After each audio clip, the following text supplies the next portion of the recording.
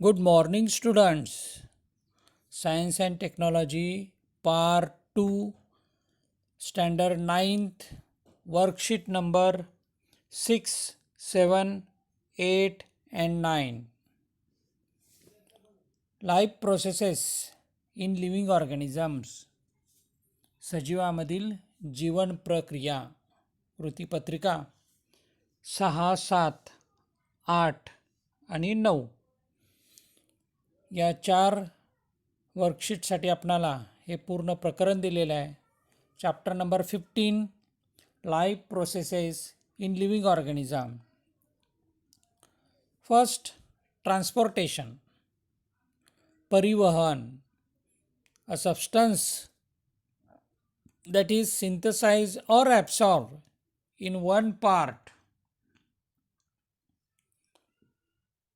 of the body is taken to the other part with the help of transportation processes. Transportation in plants. Plants do not move from their place but require material, means energy, high energy is required, and they need inorganic substances such as nitrogen, phosphorus, magnesium, manganese, sodium, etc. Absorption of these substances from the soil is done by the roots, and then they are transported to other parts. Generally, conductive tissues is xylem and phloem carry out this transportation. Transportation of water in plants. Root pressure. Plants gives out excess of water in the form of vapor through the stomata present on their leaves. This process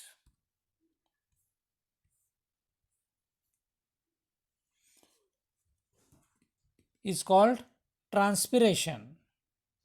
Plants gives out excess of water in the form of vapor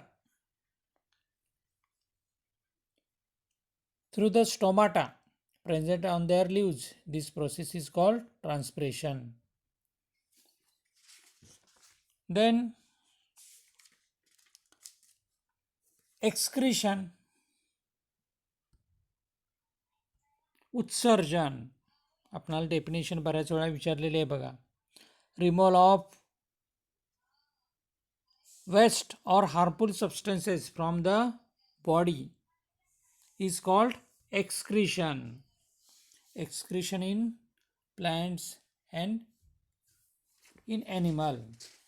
In plants, excretion in plants.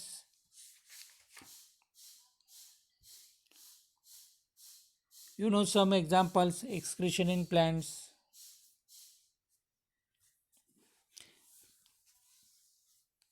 In plants, waste material are present in the form of crystals of calcium oxalate.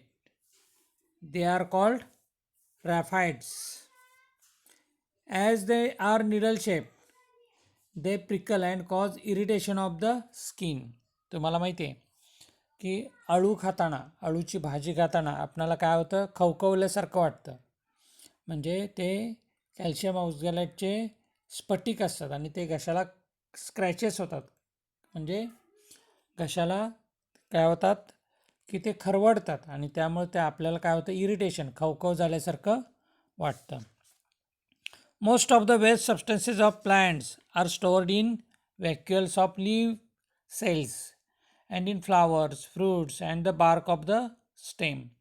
After some time, these parts fall off, and some other waste material are stored in old and worn xylem in the form of resins and gum. म्हणजे राळ किंवा डिंक जो असतो हा वनस्पतीमधील waste प्रॉडक्टच आहे, टाकाऊच घटक आहे. देन एलिफंट फूट्स म्हणजे काय आपण त्याला म्हणतो सुरण.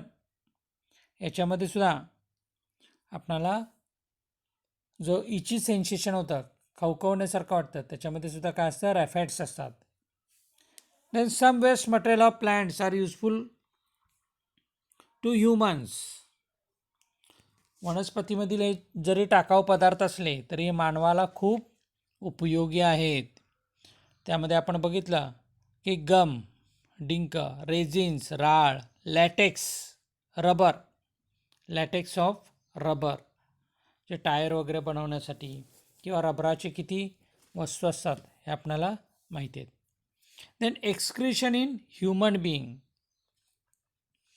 याच्यामध्ये अनडायजेस्टेड फूड आपण ॲनएस मार्फत काय करतो, रिलीज करून टाकतो, म्हणजे शरीराच्या बाहेर टाकले जातात, throwing out of the body.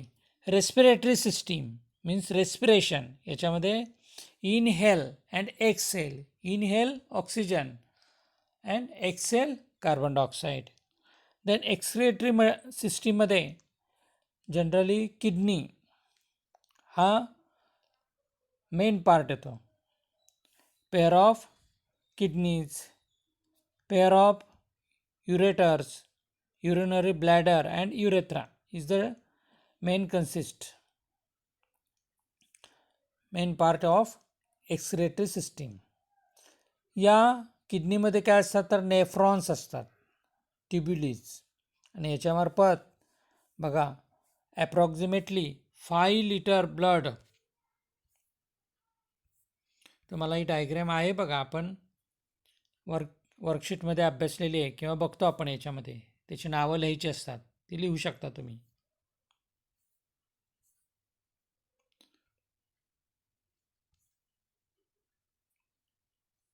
The approximately 5 liter of blood which is present in a normal healthy person's body is filtered by the kidney about 400 times every day.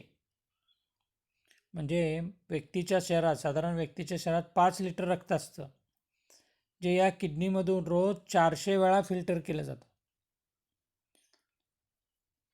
आणि kidney filter about 190 liters of blood, from which about 1 to 1.9 liters of urine is formed and the remaining liquid is reabsorbed. म्हणजे urine किती तयार होतं बघा, 1 to 1.9 litre एवढं urine रोज तयार करण्याचं कार्य, म्हणजे ब्लड फिल्टर करण्याचं कार्य किडनीमार्फत केलं जातं. आणि जर एखाद्या व्यक्तीच्या शरीरात जर कॅपेबल नसेल तर काय केलं जातं तर डायलिसिस प्रोसेस केली जाते. आता डायलिसिस प्रोसेसमध्ये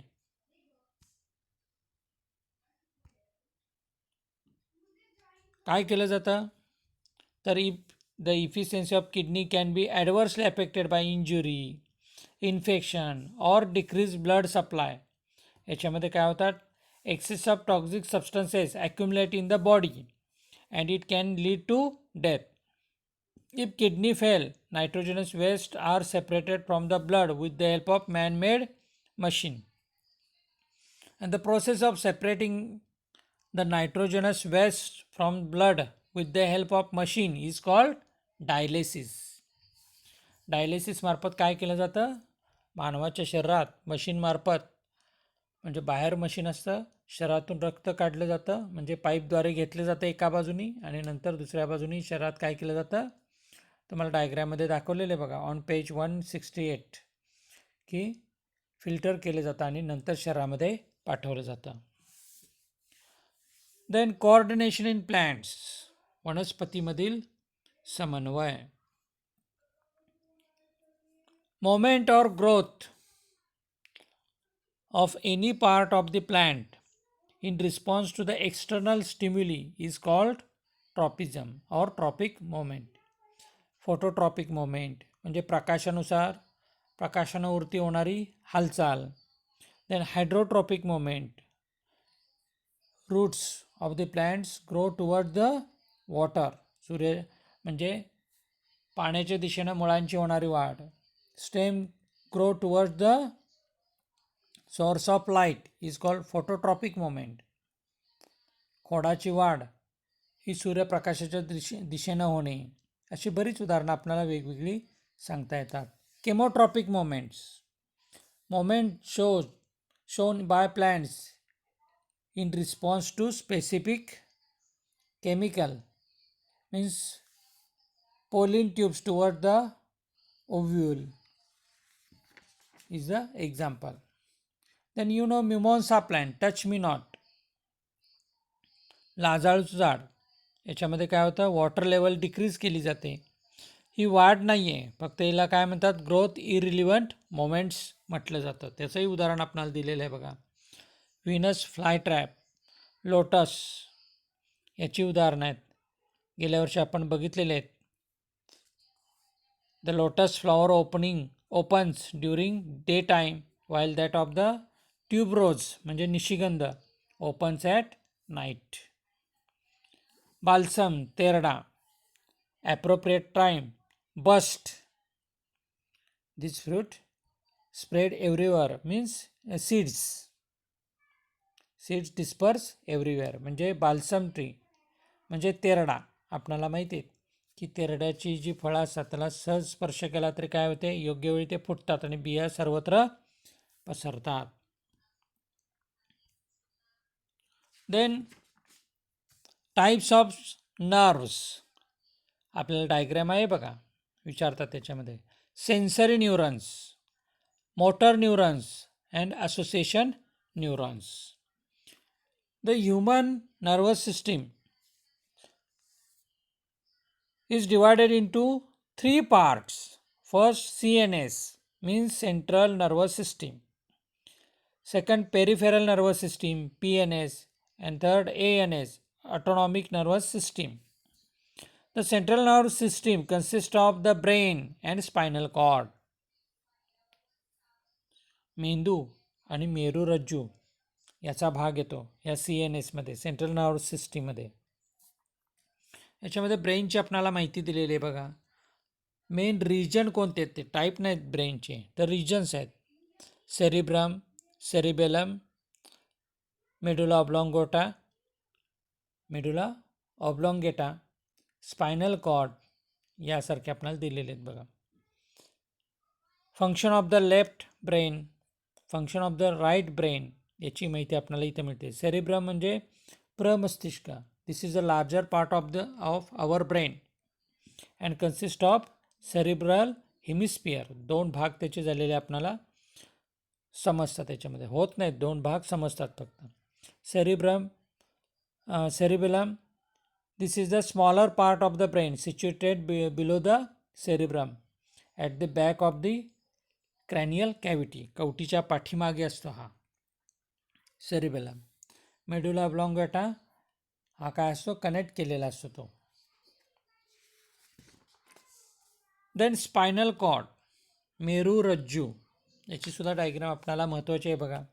ब्रेनला कनेक्ट केलेला असतो. पाठीचा मणका, वर्टिब्रेट कॉलम, पाठीचा मणका आपण म्हणतो, त्याच्यामध्ये काय असतो, स्पायनल कॉर्ड. त्याच्यामार्फत नर्व्स म्हणजे सगळ्या सेन्स तिथं पाठवल्या जातात. त्याचे functions, parts of the brain याची माहिती पेज नंबर 174 आपल्याला मिळते. Then reflex action, and immediate and involuntary response given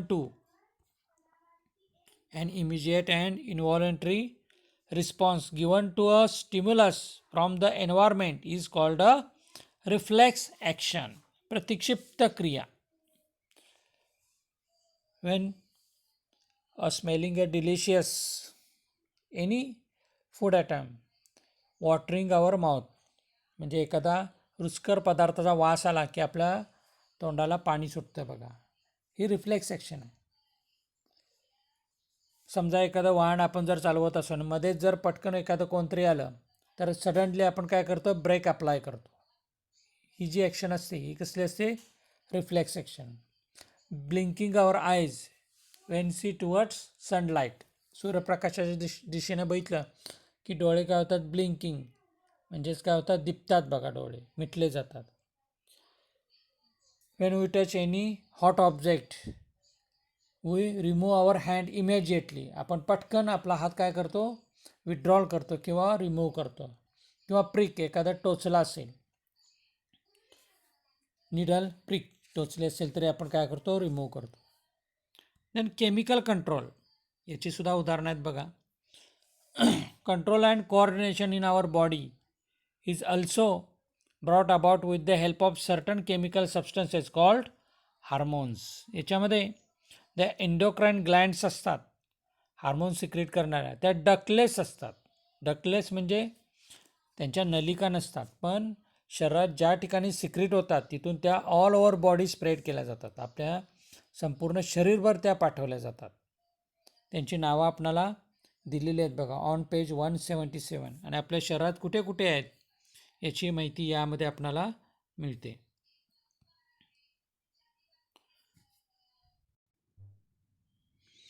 आता जी माहिती दिलेली आहे ती worksheet science and technology part 2 worksheet number 6, 7, 8 and 9 याची माहिती दिलेली आहे. ते तुम्ही आपल्या वहीमध्ये पूर्ण करायचं आहे. Then standard 10th Science and Technology part 1st. We have seen in previous lecture modern periodic table, electronic configuration, groups and periods means structure of modern periodic table. We have seen these concepts. याच्यामध्ये period म्हणजेच आवर्तनं, groups म्हणजे गण, electronic कन्फिग्युरेशन, electronic स्वरूपण या संकल्पना आपण अभ्यासलेल्या होत्या. त्यानंतर स्ट्रक्चर्स म्हणजे रचना कशी आहे मॉडर्न पिरियॉडिक टेबलची याची मग आपण पाहिलेली होती. Then valency, combining capacity of an element is called valency. Valence electron, number of shells means K, L, M, N, and electron capacity of these shells means K shell contain electron capacity 2, L shell contain 8 electrons, M shell maximum capacity 18 electrons, and N shell maximum capacity 32. Then atomic size. The size of an atom is indicated by its radius. Atomic radius is the distance between the nucleus of the atom and its outermost cell. अणुत्रिज्या म्हणजे अणुकेंद्रक व बाह्यतम कवच, shell म्हणजे कवच, यामधील अंतर होय. ते कशामध्ये मोजतात आपण बघितलं. Atomic radius is express in the unit picometer, PM, small PM. And then next you will find that atomic radius goes on decreasing while going from left to right within a period, because while going from left to right within a period the atomic number increases by 1 by 1, meaning the positive charge on the nucleus increases by 1 unit at a time, but the additional electron gets added to the same outermost shell due to its increased nuclear charges. The electron as pulled toward the nucleus to a greater extent, and thereby the size of the atom decreases because of greater pull towards the nucleus. म्हणजे नवीन shell निर्माण होत नाही. आवर्तामध्ये डावीकडून उजवीकडे जाताना नवीन आवर्तन निर्माण होत नाही, तर त्याच आवर्तनामध्ये काय होतं, इलेक्ट्रॉन ॲड होत जातो. आणि इलेक्ट्रॉन जसजसा ॲड होईल तसं काय होतं, तो केंद्रकाकडे ओढण्याची क्षमता वाढत जाते. Additional electron gets added to the same outermost shell and increase nuclear charge. The electrons are pull toward the nucleus. आणि केंद्रकाकडे ओढण्याची त्याची क्षमता म्हणजे केंद्रकाची क्षमता वाढत जाते, आणि त्यामुळं काय होतं, अणुत्रिज्या कमी कमी होत जाते, अणूचं आकारमान कमी होत जातं. आता याच्या अपोजिट बरोबर विरुद्ध कशामध्ये होतं, तर in groups. while going down a group atomic size goes on increasing because while going down a group a new shell is added. In next period new shell is added, and therefore the distance between the outermost electron and the nucleus goes on increasing. जसजसं नवनवीन आवर्तन पुढे येत जाईल ग्रुपमध्ये तसं नवीन आवर्तनाची सुरुवात ही नवीन कवचानं होते आणि नवीन कवच आल्यामुळे काय होतं, distance between nucleus and outermost cell increases.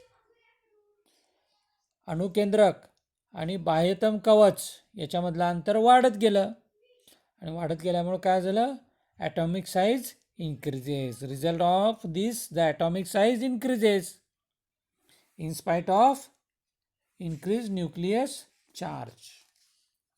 लक्षात येत आहे. त्यामुळं गणात वरून खाली येताना अणुत्रिज्या वाढत जाते आणि अणुआकारमान म्हणजेच वाढत जातं आणि आवर्तनामध्ये डावीकडून उजवीकडे जाताना अणूचं आकारमान म्हणजे अणुत्रिज्या कमी होत जाते. Then metallic and non metallic properties. Metallic and non metallic properties. धातू अधातू गुणधर्म. Generally atom is a neutral. अणू हा साधारणतः कसा असतो, हा म्हणजे काय असतो, न्यूट्रल म्हणजे त्याला काय म्हणतो, उदासीन, निष्क्रिय नाही, उदासीन असतो. म्हणजे त्याच्यामध्ये number of protons and number of electrons is same. अणूमध्ये प्रोटॉनची जेवढी संख्या असते तेवढीच इलेक्ट्रॉनची असते. त्यामुळे धन प्रभारित कण आणि ऋण प्रभारित कण हे सारखेच असतात आणि त्यामुळं अणूवर कोणताही प्रभार नसतो, तो उदासीन असतो.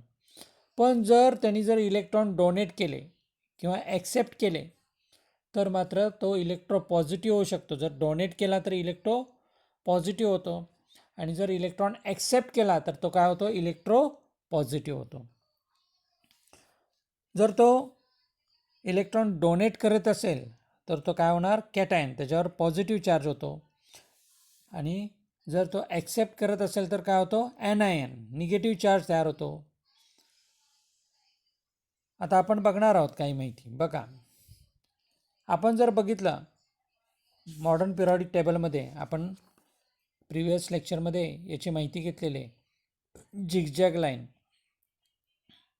In modern periodic table, towards left side, the elements are metallic, and towards right side, elements are non-metallic. And zigzag line जी आपल्याला दाखवतात ती काय करते, zigzag line separate the metals from non-metals in the periodic table. आणि त्या zigzag लाईनवरची जे आहेत boron, silicon यासारखी जी मूलद्रव्ये ती कशी आहेत, सेमी मेटल्स आहेत. सेमी मेटल्स म्हणजेच मेटलॉइड्स, धातू सदृश्य आहेत. शेअरिंग ऑफ इलेक्ट्रॉन्सवर हे सगळं डिपेंड आहे. आता बघूया आपण माहिती. It is seen from the chemical formulae of simple ionic compounds that the cation in them is formed from a metal while the anion from a non-metal. Cation म्हणजे धनायन हे धातूकडे असतात आणि ऋणायन हे अधातूपासून बनलेले असतात. Generally tendency of metal to donate or lose the valence electron, and this property is called electropositivity of an element. On the other hand, an atom of a non-metal has tendency to form an anion, means accepting electron from outside into a valence shell. म्हणजे धातू हे generally electron काय करतात, donate करतात आणि अधातू काय करतात, non metal accept electron and to form electronegativity. त्यामुळे अधातू हे इलेक्ट्रोनिगेटिव्ह असतात, इलेक्ट्रोनिगेटिव्ह, आणि धातू हे इलेक्ट्रो पॉझिटिव्ह असतात. असं का होतं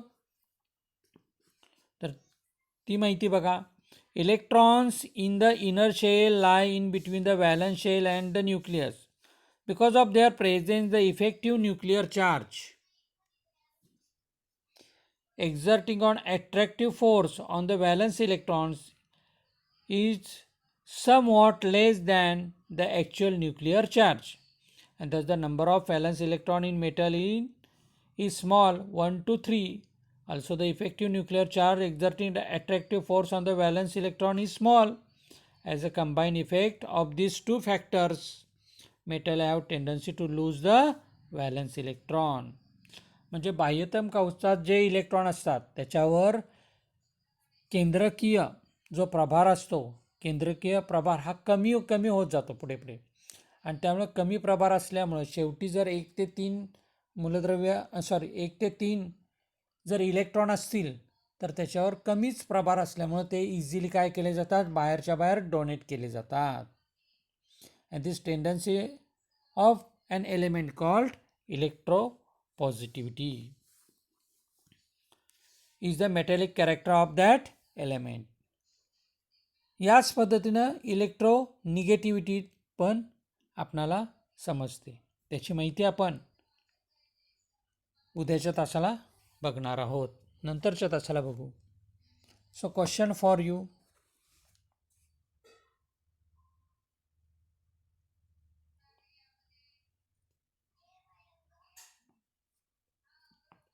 हाउ एक minute, sorry.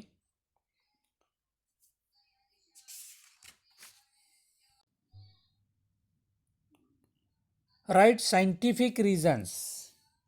Write scientific reasons. First, atomic radius goes on decreasing while going from left to right in a period. Atomic radius goes on decreasing while going from left to right in a period. And second, atomic radius